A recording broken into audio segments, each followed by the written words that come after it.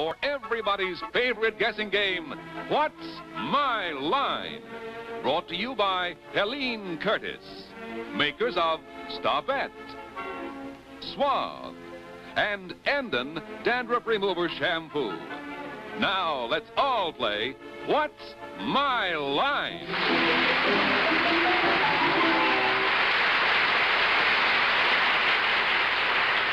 And now let's meet our award-winning What's My Line panel.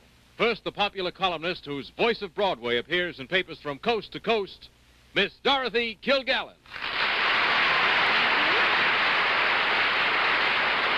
Thank you, ladies and gentlemen. And on my left, a very charming guest panelist, one we're always glad to see back. He stars in his own CBS radio show every night, Mr. Robert Q. Lewis.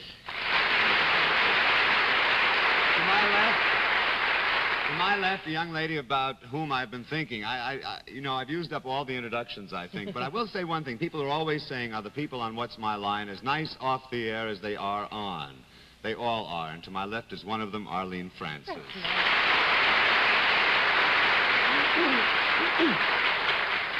Thank you. And to my left sits the father of Jonathan and Christopher, the husband of Phyllis, and the nicest next-door neighbor a girl ever had, Bennett Cerf.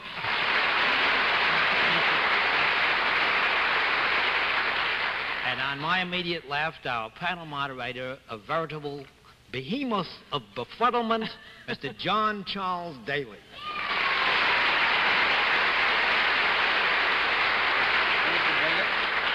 Good evening, ladies and gentlemen, and welcome to What's My Line, and some good news for the panel.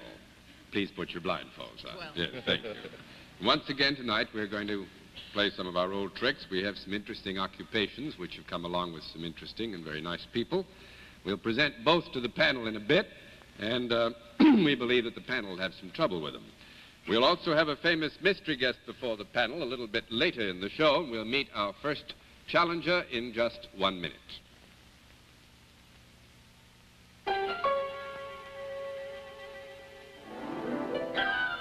Let this remind you, lest you forget, how clean you feel with new Stopette. Is your present deodorant doing you wrong? New Stopette guards you all day long. Stay cool, refreshed. Why don't you get that clean, clean feeling from new Stopette? The element in Stopette's deodorant ingredient is so safe it's actually used to purify the water you drink. So effective, 1 tiny ounce destroys bacteria in 5,000 gallons of water. Choose Stopette Regular, or new Mr. Stopette for men, or get Stopette in this brand new stick form. Shouldn't you get new Stopette? And poof! There goes perspiration.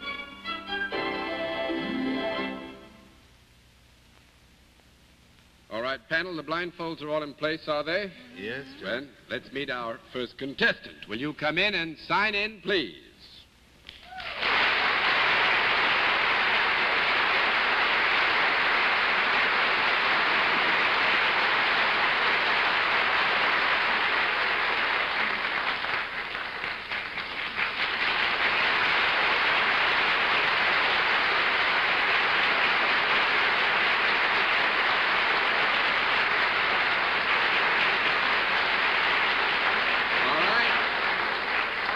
As you know, panel, you have been asked to blindfold yourselves because there's an area of identification here that we feel we must keep away from you. It could be in the signature or in some apparel or appearance, you know, one of those things. With that in mind, I would just ask our guest if you're familiar with our scoring system. Yes. Fine, then let's let the folks at home and our friends here in the theater know exactly what your line is.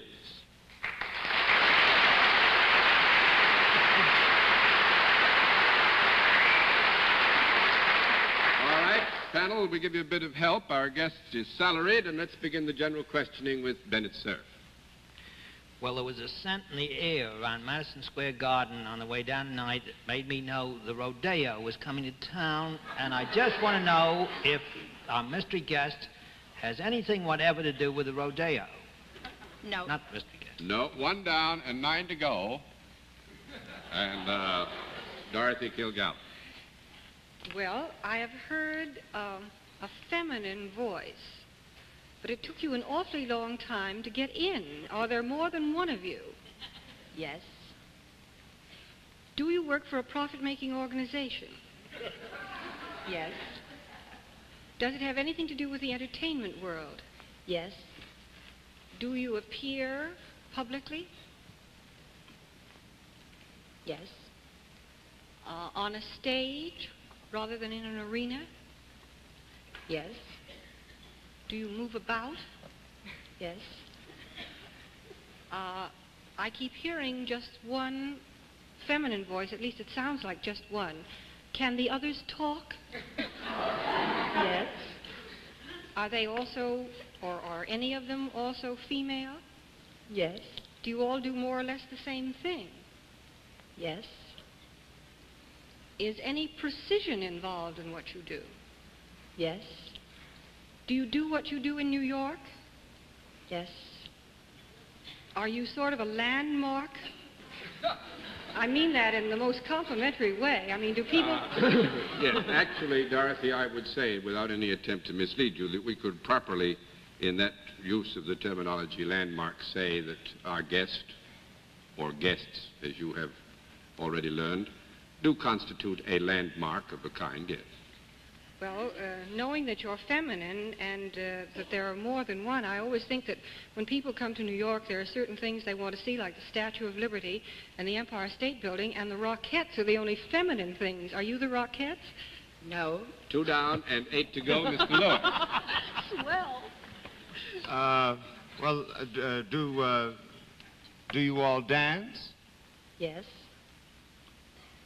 What was the other group? There was the Rockettes? I'm too embarrassed to ask. Or to So am say. I. Is it... Wait a minute. No, they don't have Danish accents. Was that a dance? Is it possible that the theater is not your major claim to fame? Has your fame been... Well, let's see. Has your fame derived from television? Yes. Did I ever have the pleasure of working with you? Mm-hmm. With all of them? Yeah, and it was a pleasure, believe me. I've replaced a lot of people, but if it's... are these the June Taylor girls? Yes. Is that June?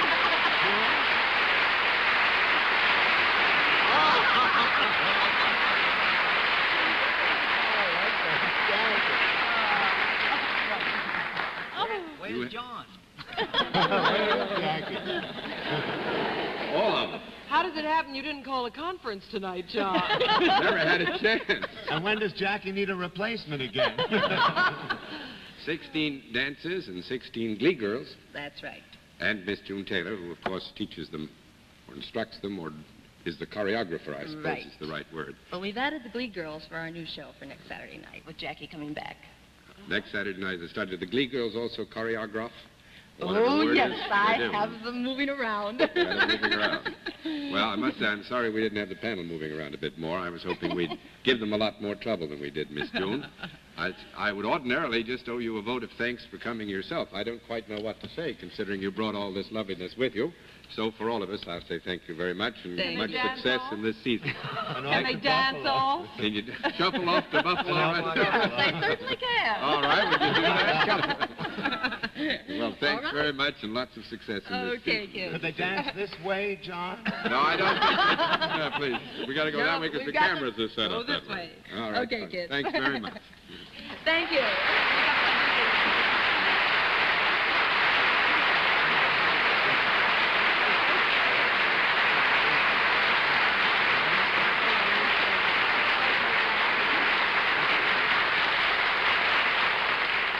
Well, let's see. The first one didn't give you half as much trouble as we thought it would, so let's see if we can't give you some trouble with our second challenger. Will you come in and sign in, please?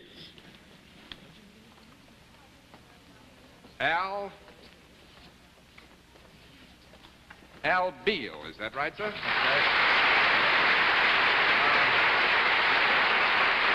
Where are you from, Mr. Beal? College Park, Maryland. Oh, I know that country well. University of Maryland's down there. Very close to it. There's a Right Honorable Professor Ernsberger down there who helped me with speech. This is the panel over here, and they're really nice people. Don't worry about them. But don't get close to him. You come with me, will you? And sitting here, do you know how we score this operation? I'll get it back to 0 again. Every time you give them a no answer, you know that's a flip of the card and 10 flips, and you've won the game. All right? Good. Then let's let the folks at home, those here with us in the theater, know exactly what your line is.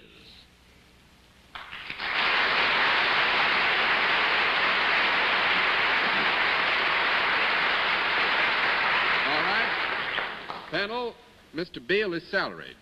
And, Miss Dorothy, you did so well at the beginning, I see you pick it up again. You start off. Thanks a heap, John. Mr. Beale, is your work more intellectual than physical? Yes. Well, you hesitated a little. Is there anything physical? I mean, more physical than pushing a pencil, or... No. Small conference. I think, Dorothy, we have to give you a no. I'll explain afterwards. There is nothing more substantially physical than pushing a pencil. That's 1 down and 9 to go, Mr. Lewis. Mr. Beale, you work for a profit-making organization, I assume. Yes. Is there a product involved in your work? No. That's 2 down and 8 to go, Miss Francis. Do you deal both with men and women, Mr. Beale? Yes. Are they, do you only deal with adults? Yes. Do they come to you for your services? Yes. Mm-hmm. Are they happier as a result of what you're able to do for them? Yes. I think that's a fair statement. Do they come singly to you rather than in pairs or in groups? Yes. Let's have a small conference.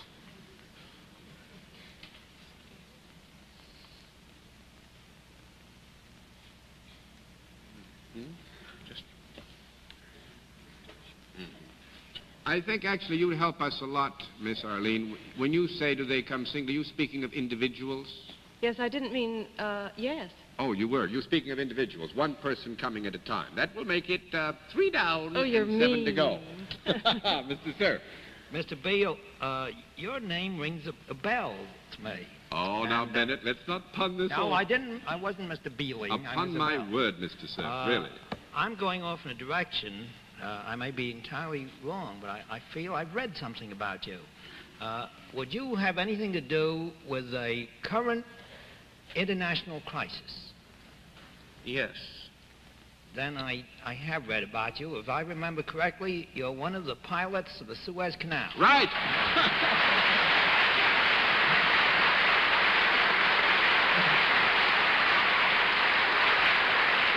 Bennett, sir, I don't like you.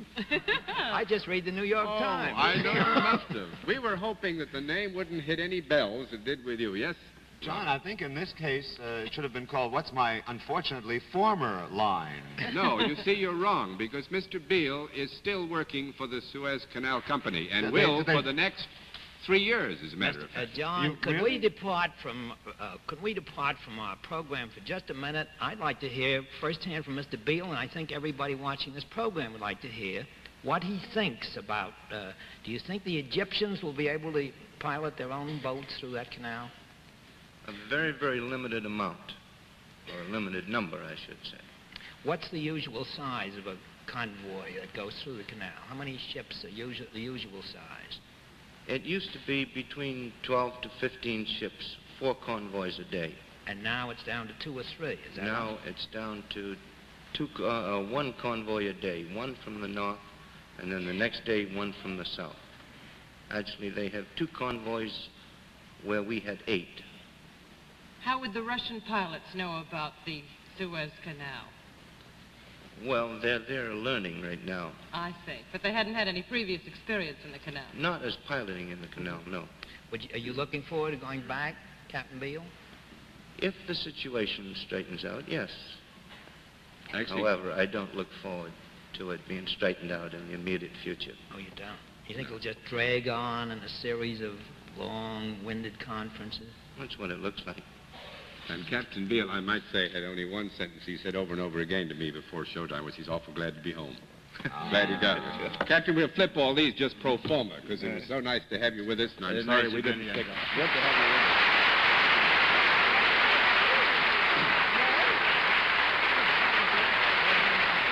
We'll meet tonight's mystery guest in just a moment, but first, here's a word from Helene Curtis. Helene Curtis research scientists have just approved public release of a remarkable new way to end dandruff problems and prevent their return. It's Endon Dandruff Treatment Shampoo, the first medical treatment and pleasant shampoo all in one. No prescription needed.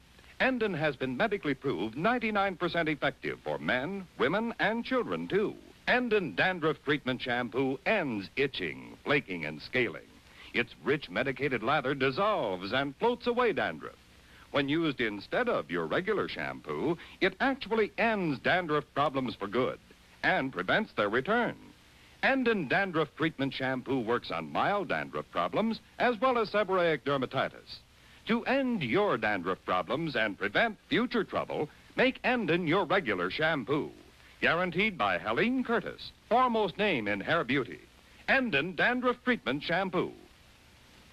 Endon is the unique dandruff treatment with 3 important benefits. Endon's medication stops bacteria growth. Endon's medication helps heal scalp irritations. Endon's medication ends dandruff problems.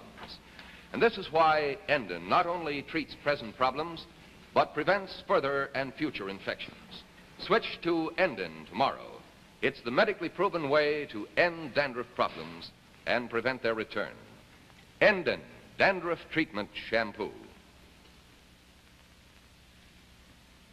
And now we come to the special feature of our program, the appearance of our mystery celebrity, for which I have to ask my friends on the panel to blindfold themselves again. Blindfolds all in place, panel? Yes, sir. Yep. Good. Will you come in, mystery challenger, and sign in, please?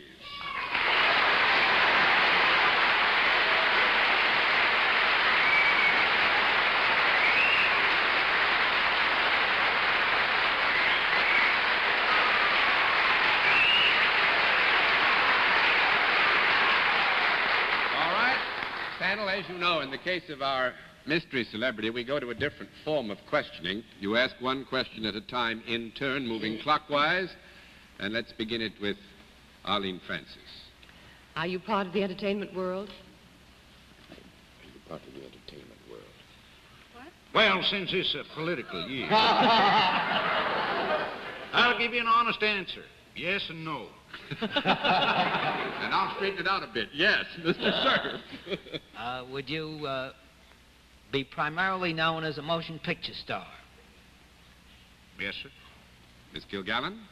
Well, since you're sounding like a comedian, are you really a straightaway leading man?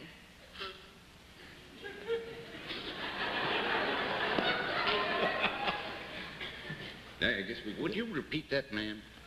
Well, you know how it is on this program. If a Frenchman comes on, he puts on an English accent, and if it's an American, he puts on a French accent, and you sounded sort of funny. So... All right, Walter Brennan ain't going to like that. Who isn't going to?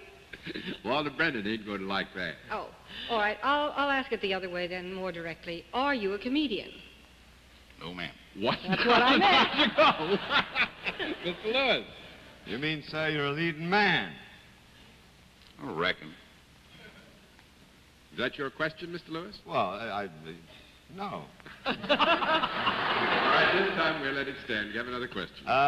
You're a leading man in motion pictures. Are you in New York to publicize the opening of some forthcoming triumph? Yes, sir. Miss Francis. Well, did you tell me about it on my own program last week? And is your name Legion? William Holden? William Holden is right.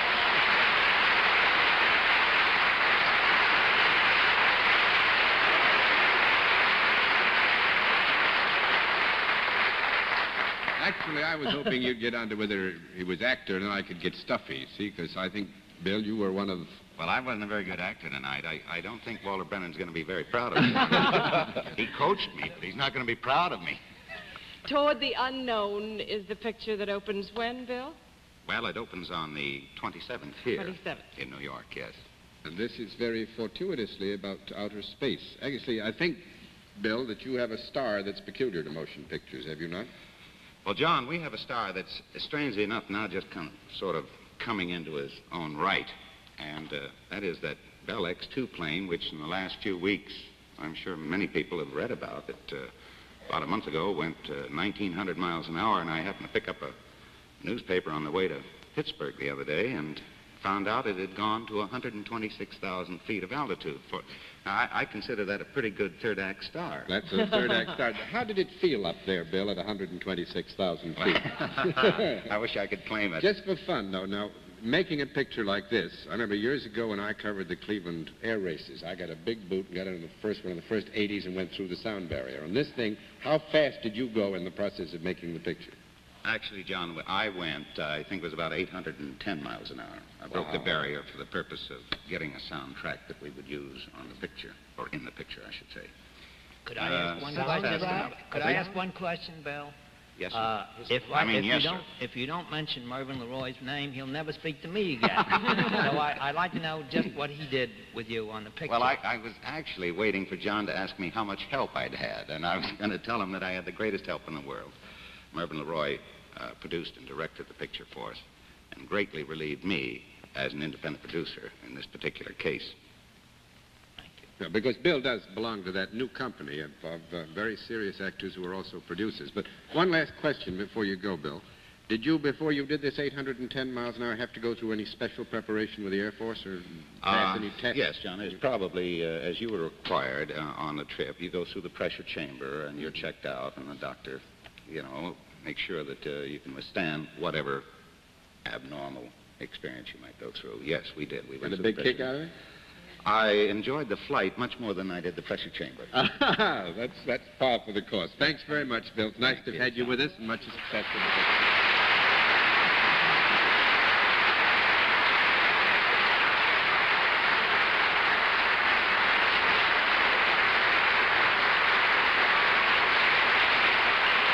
Well, now, we haven't had too much success with stumping the panel. Perhaps we can do it now. Let's have another challenger. Will you come in and sign in, please, sir? Earl Nauer? How are you? Earl Nauer, spelled K-N-A-U-E-R. Where are you from? Willow Grove, now Davisville. Davisville, what? Pennsylvania. Pennsylvania. Fine. There's the panel. Don't pay any attention. Just come along with me now. And do you know how we score things, Earl? Yes. Okay, fine. Let's let everybody at home, those here with us, know exactly what your line is.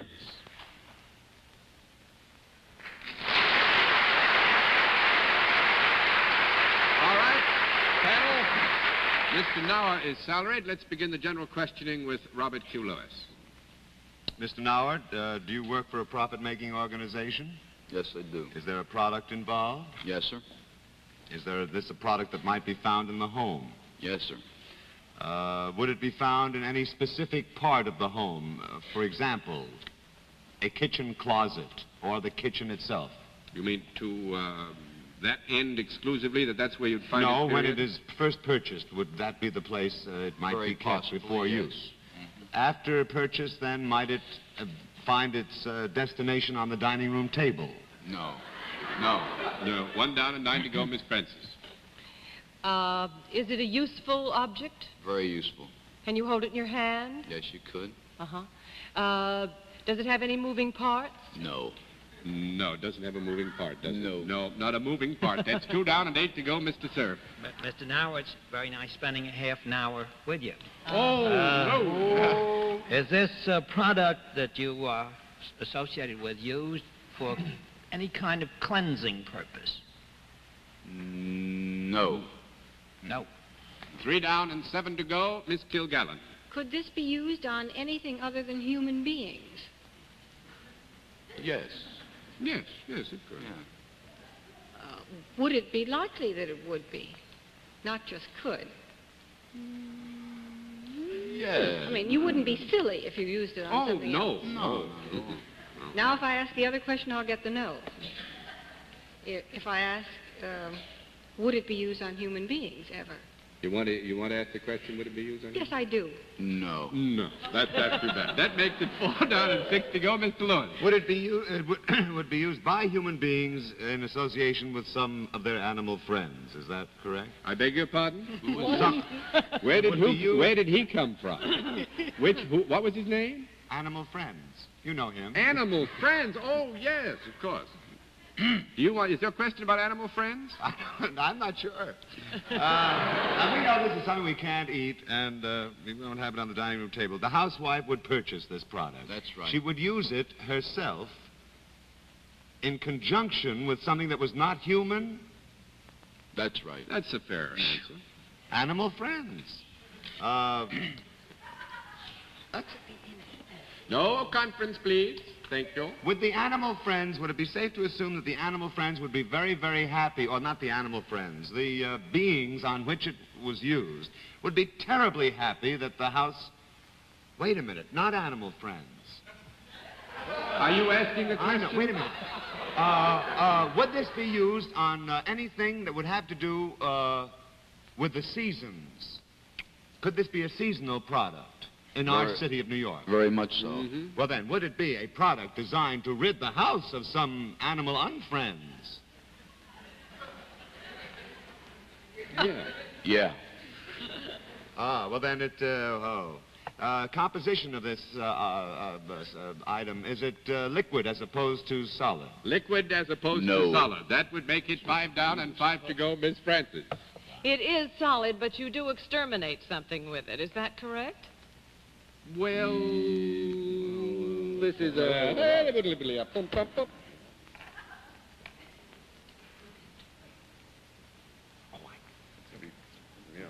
I think because you chose to use the verb exterminate, we'll give you no. That's 6 down and 4 to go, Mr. Sir. There's a rumor coming down from the neighborhood of Robert Q. Lewis in a stage whisper that it's something like mothballs. Could it possibly be that? That's what it is. It's mothballs, yeah, but I'm sorry we haven't got time to find out what it is that Mr. Nauer has to do with mothballs, so we'll flip the rest of the cards. See what? He doesn't make them round, he just makes them. Thank you very much, Mr. Nauer.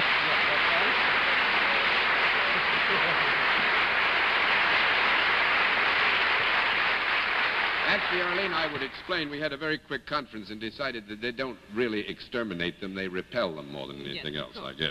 They do clean things a little bit. Well, not necessarily. No, not really, old boy. You discuss this with Phyllis after the show, Bennett, and you'll get it straightened out. Before our panel says good night, here is a word from next week's sponsor.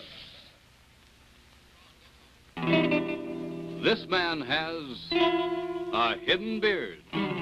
This man, he has a hidden beard, too. And do you know that you yourself have a hidden beard? Every man in America has one. But next week, we'll show you how you can escape the menace of your hidden beard. Be sure to watch What's My Line next week for the answer to the problem of the hidden beard. You know, we've been on so long, 5 years plus a good deal, that it's a little bit novel to find out that we have 6 years plus, pardon me, that it's a little bit novel to find out that we have new stations joining our lineup.